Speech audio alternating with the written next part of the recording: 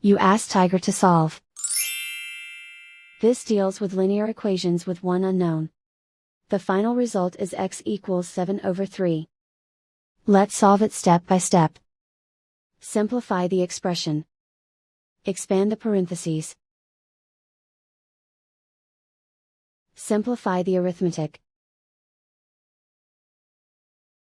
Group like terms.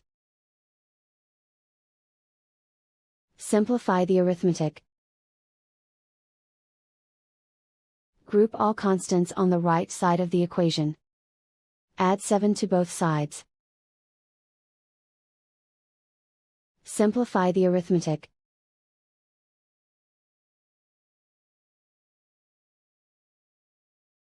Isolate the x. Divide both sides by 3.